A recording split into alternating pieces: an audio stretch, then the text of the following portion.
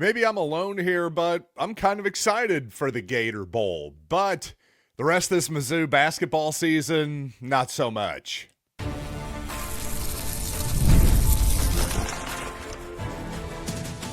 You are Locked On Mizzou, your daily podcast on the Missouri Tigers. Part of the Locked On Podcast Network, your team every day. Hey, all you true sons and daughters, I'm John Miller, your Mizzou mafioso, and the central scrutinizer of Missouri Tigers football and basketball. And I hate to be negative, just don't love what I'm seeing from Missouri basketball season so far. And the Kansas game, especially in the second half, kind of confirmed a lot of my thoughts, unfortunately. So I got to get into that as the show goes along. And of course, before I start quickly, I do want to say today's episode is brought to you by Gametime. Download the Gametime app, create an account, and use code LOCKEDONCollege for $20 off your first purchase. And yes, by the way, apologies to those of you who joined not one, but two aborted live streams by me yesterday. Apparently, I couldn't get the audio going on the first one. You know what I did? I said, well, the heck with it. I'm ripping out the microphone, the audio mixer, the whole thing. We're just going to record it off the laptop microphone. Somehow that didn't work either. So frankly, your guess is as good as mine. So here we are recording a little bit late here on a Monday afternoon. But you know what? I do want to start actually with the bowl game. Missouri to the Gator Bowl, of course, as you've surely heard by now, in Jacksonville, December 27th, kickoff at 6:30. I got to say, I'm fairly excited for this game. Relatively speaking, I think Virginia is a good opponent simply because I think the Cavaliers are one of the few programs that are probably excited about the Gator Bowl, about a bowl game in this type of tier, especially for a Power 4 type of team. Virginia hasn't exactly been a national power, hasn't exactly been to a ton of bowl games like the Gator Bowl over the last, 20 or 30 years or so. So I think the Cavaliers should be relatively happy to be there. I'm sure they'll have an opt-out or two, as I'm sure Missouri probably will as well. Some people like, Zion Young, perhaps Damon Wilson, the two top Missouri pass rushers, who are getting first, second round type of grades as pass rushers. I could see them sitting out like Luther Burden and Armand Mimbu did last year. But I'll say this, Eli Drinkwitz already kind of taking some shots at Notre Dame and other opt-out teams, saying like, hey, well, some people say anytime, anywhere. Well, I guess some programs don't really mean it. Now, of course, Missouri's had some opt-outs like I've pointed out before in the past, but we certainly haven't actually opted out from the game itself other than, well, yes, the COVID-19 year, a bunch of bizarre circumstances there. But yes, Notre Dame in particular, taking their ball and going home. Not a lot of excuses there when clearly the Irish were ready to go for a college football playoff run. I'm not exactly sure what their excuse is there. But speaking of Georgia, by the way, I didn't bring this up, teasing it in the show. Or speaking of Damon Wilson, I should say Georgia, his former team suing Damon Wilson. This according to On3, seeking $390,000 in damages after they're saying, hey, he broke his contract, basically. We were going to pay him, well, a total of $390,000. He got his first payment of $30,000. This is my understanding of the situation here. And of course, I'm not a lawyer, as all of you know, but I do know this. This sure sounds like, the classic case of, hey, we're going to scare somebody with a number. Hopefully they settle, that type of deal, because I can't see any possible legal standing when you've paid somebody $30,000. You think you deserve $390 back?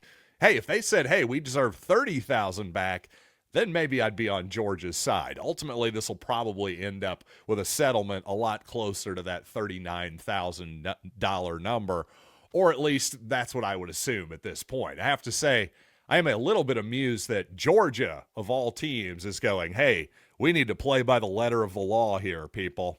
Okay, let's look at Georgia's history real quick. Well, there's some shady moments here, it would seem here, according to every AI, every AI chatbot in the world is in fact screaming in my face at the moment on that particular topic. So I do think, yes, ladies and gentlemen, you should honor your contracts, all that good stuff. But when you exit the contract, well, the damages should maybe be what you actually were paid, not some imaginary number that Georgia is deciding it should be. Again, I think this is interesting because if we're going to start getting technical here, again, there's plenty of cases of tampering, for instance. Dominic Lovett, where you could go back and say, hey, what's up with this? What's up with that? I just think it's interesting that really Georgia is kind of making the first shot across the bow here, at least in the legal system, trying to uphold, multi-year contracts, that type of deal. And when it comes to multi-year contracts, I will say this, Eli Drinkwitz said recently that we like them, quote. We operate with a lot of those and we utilize them as, again, we want to be a developmental program and we understand that it gives us a level of security to grow and develop. And it gives us a level of security not getting invested in somebody who's already trying to negotiate in the next opportunity. I'd also say this gives an insight into Missouri's retention rate, which has been really good so far, other than really the aforementioned Dominic Lovett, other than Mekhi Wingo. That's been a few years. There haven't been that many players that have been guys that Missouri absolutely had to keep. Of course, Kejuan Lacey would be an example of that. Missouri did very well, of course, replacing Lacey's talent with Ahmad Hardy, but obviously Lacey, one example of a guy that Missouri would have loved to have kept. But the point is there just aren't that many examples of that, and I think Drinkwitz gives some insight there into how Missouri has such a high level of retention. So, listen, I think if you sign a multi-year agreement, then if there's language in there, obviously if you leave early and maybe there's a payment that you owe back, that type of thing, I don't have any issue with that. The issue is $390,000. Well, you didn't even pay him close to that. So, again, I think that number, I think, caught a lot of people off guard. Again, seems like some legal posturing happening there almost certainly, and we'll get probably closer to that 39,000 mark in terms of a settlement. I think that's what Georgia's really looking for here. And if you're curious, Missouri and Virginia, by the way, their history, well, it's pretty brief. The Tigers and the Cavaliers have played just once in Columbia, by the way, a 31-7 Missouri victory, all the way again back in 1973. So not a lot of history there, that's for sure, but could be an interesting game here in late December for Missouri. And unfortunately, the Missouri-Kansas basketball game, well, it wasn't terribly interesting on a bunch of different levels, especially on the basketball court. If you're a Tiger fan, boy, just a discouraging result. It really was. I think some people thought I was being too negative heading into the game. Well, that game played out about as bad as I could have imagined. And just not a lot of hope for this season, unfortunately. But what kind of adjustments can Missouri make? Well, let's talk about that moving forward on the program in just a little bit. First, though, I got to give you a tip. If you're still hunting for a gift this holiday season, Aura Frames is the gift that delivers every time. And it's not just something you wrap, it's a way to share memories.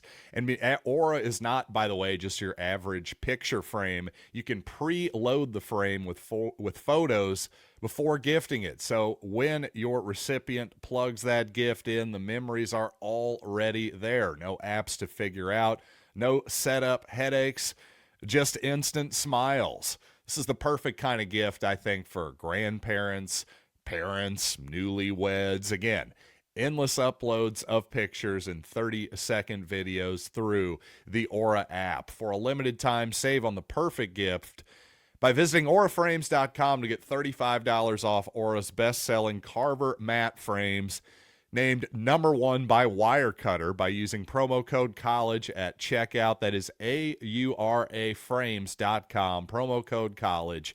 This deal is exclusive to listeners, and frames sell out fast, so order yours now to get it in time for the holidays. Support the show by mentioning us at checkout. Terms and conditions apply. And the World Cup is back in North America for the first time since 1994, with 48 teams for the first time ever, too. And, well, you're probably thinking getting tickets are nearly impossible. Well, that's why Gametime is clutch, finally giving fans a real advantage back when it comes to snagging tickets. With Gametime, you can track price drops in real time, get alerts when great seats open, and buy tickets the moment they hit the app. And the Seat View Finder feature is a game changer. You can literally see what the pitch looks like from your exact seat before you buy. So take the guesswork out of buying World Cup tickets and every match, concert, or event for that matter with Gametime. Download the Gametime app, create an account, and use code LOCKEDONCollege for $20 off your first purchase. Terms apply. Again, download the app, make an account, and use code LOCKEDONCollege for $20 off. Swipe, tap, ticket, go. Download Gametime today. And thanks for making Locked On Mizzou your first listen of the day, and thank you for making Locked On the #1 sports podcast network. You already live your team every day. Now take it up to the next level and go ad-free. Join the Everydayer Club today and get Locked On Mizzou with no interruptions, members-only Discord access, and more, all just for $5 a month or $50 a year. Go to lockedonmizzou.supercast.com or click the link in the show notes to learn more. And I got to tell you, when it comes to Missouri basketball, I think quite simply they just need Jayden Stone, first of all, and yes, Trent Pierce to get back on the floor. Of course, Trent hasn't been on the court all year for Missouri, and when you just watch the Tigers play against Notre Dame, against Kansas these last couple of ball games, well, in the first half, Mark Mitchell looks like a dominant force until the defense for both Kansas and Notre Dame, at both points in the game, you could just tell they realized, wait a second, the Tigers simply don't have enough ways to punish double teams or helping on Mitchell in the paint, or Sean Phillips for that matter, when he has the ball with his back to the basket either. And again, when Mitchell has space, when he's in a fast break, when he has enough spacing with enough shooters on the floor, he is borderline unstoppable, or at least unstoppable one-on-one. When you get double teams on him, though, well, what happens? You get open shooters. The problem is right now Missouri just does not have enough shooting to punish said double teams, especially when Jacob Cruz didn't get off to the best start shooting. He ends up 3 of 7 from the floor. I don't know. I feel like the game was pretty well out of hand before he started to find the range. And the point is not to blame Cruz whatsoever. He's been excellent as a shooter so far this season. The point is Missouri just doesn't have enough of them. And the thing with Jayden Stone is, while he's obviously shot excellent from the floor so far this season, he's shooting about 42% from three. Well, that's against really, really low-level competition, to be quite honest with you. And also, throughout his career, well, that's mostly what Jayden Stone has played against. And in fact, this hand injury, while certainly an unlucky one, it would seem, and one that shouldn't linger for into the season or anything like that, well, it seems like Stone has trouble staying on the floor. His first year at Grand Canyon, he plays 12 games. Then another 13 games at Grand Canyon. Then at Detroit Mercy, the last couple seasons, 12 games, and then, hey, he finally plays a mostly full season in 2024, plays 26 games, but in those 26 games shoots 31% from three on nearly 200 attempts, by the way. So that's not a small sample size. So I'm much more apt to believe the 31% than I am the 42%, especially when you consider the step up in competition that Jayden Stone is about to face against Illinois. Hopefully he's backed by Illinois, and certainly in Southeastern Conference play. And by the way, Trent Pierce, the best version of him, we all like. He needs to be more consistent, just like a lot of guys need to be on this Missouri basketball team. And really, as far as the guys who played on Sunday afternoon, quite simply, Javon Porter's got to be better. Honor Boateng has to be better. Sebastian Mack has to be better to the point where Dennis Gates can trust him in the first 25 minutes of the ball game, because Sebastian Mack in the first half for Missouri went from being a starter to getting a did not play coach's decision. Didn't check in until about the 16-minute mark in the second half. And not to be a broken record for you everydayers out there, by the way, but we simply cannot continue to start Mark Mitchell and Sean Phillips and Javon Porter together. Not only is that not enough shooting, just Phillips and Mitchell together alone is, to me, incompatible offensively. But with Javon Porter out there too, now to me you're just almost too big. You're a little bit too slow defensively. And once again, the beginning of both halves, Missouri starts very, very slow offensively. It was 7-1 Kansas by the time Missouri made a substitution 4 or 5 minutes into the ball game. And then, or at least, I shouldn't say that. They may have made, you know what, I'm questioning myself on if they technically made a substitution or not. I just know that for the first few minutes, they kept that foundation of certainly Phillips and Mitchell and I believe Porter together. And again, second half, Missouri starts incredibly slowly offensively once again. I just don't think that lineup works.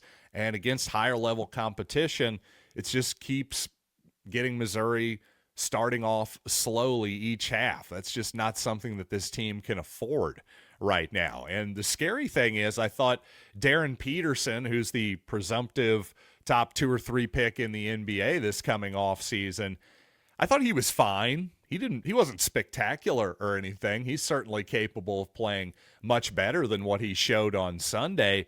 Really, just the rest of that team is not particularly talented. I didn't see really another obvious NBA talent on the floor. Maybe some of you other scouts can disagree with me there.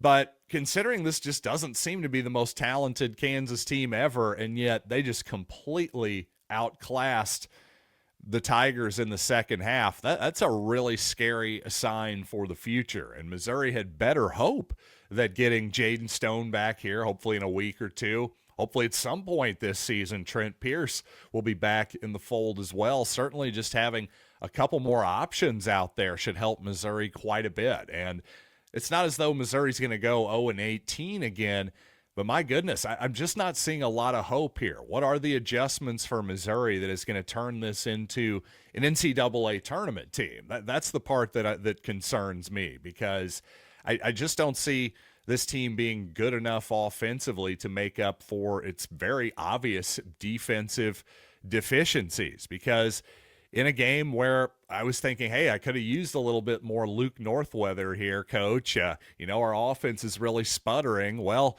it's pretty telling when Nicholas Randall in the first half is getting more minutes than Northweather, because he's really no threat offensively. Unfortunately, Northweather is just not really a viable defensive player at this level, it would seem, and I really do say that's unfortunate, because I really like a lot of what Northweather brings to the table offensively. It just doesn't seem like Dennis Gates can trust to keep him on the floor right now defensively, and it's tough to really blame that logic. And obviously Missouri being non-competitive, quite simply, in the border war is a huge disappointment on a lot of levels. I got to say, even before the game tipped off, it just doesn't feel quite the same. There just wasn't very much buzz that I could feel heading into this basketball game. Well, the reasons for this are pretty obvious, so we'll get into that really quickly, and also, quite honestly, why I think Notre Dame got what it deserved. So let's get into that here in just a little bit. But you know what? Speaking of getting gifts, the holidays come with 2 big goals: feeding people well and finding gifts they'll actually love. And when you handle both in one move, well, that's Omaha Steaks, people. It really is. And because during their Sizzle All the Way sale, you can stock up and save in a huge way, by the way. 50% off site-wide at omahasteaks.com. And it gets even better. Locked On College listeners get an extra $35 off with code College at checkout. I'm just telling you, from burgers to, of course, fillets, comfort meals, sides, and desserts, Omaha Steaks truly has something for everyone. Save big on gourmet gifts and more holiday favorites with Omaha Steaks. Visit omahasteaks.com for 50% off site-wide during their Sizzle All the Way sale. And for an extra $35 off, use promo code COLLEGE at checkout. Terms apply. See site for details. That's omahasteaks.com, promo code COLLEGE. And you know what? Even last season, Missouri takes down number one at the time, Kansas at home in Missouri. And of course, I say at the time because the Jayhawks didn't end up being even close to number one at the end of the season. But regardless, that was an incredible victory, an electric atmosphere in Mizzou Arena. And yet it still didn't feel quite the same. Not so much in the moment, in the immediate aftermath of the game, but because there was no rematch. Because Missouri was not going to play Kansas again in Allen Fieldhouse, as would have always been the case, of course, in previous years, well, that makes it completely different, just gives it a completely different feel. And again, another obvious statement, no stakes in the conference standings. That was a huge deal back in the day, especially when, well, Missouri and Kansas, Norm Stewart and Roy Williams, the rivalry was probably at its peak on the hardwood. And obviously the neutral site doesn't help either. Nothing against Kansas City, which is a tremendous site for the Big 12 tournament. But again, that's different. The Big 12 tournament is so much different than just a one-off game in December.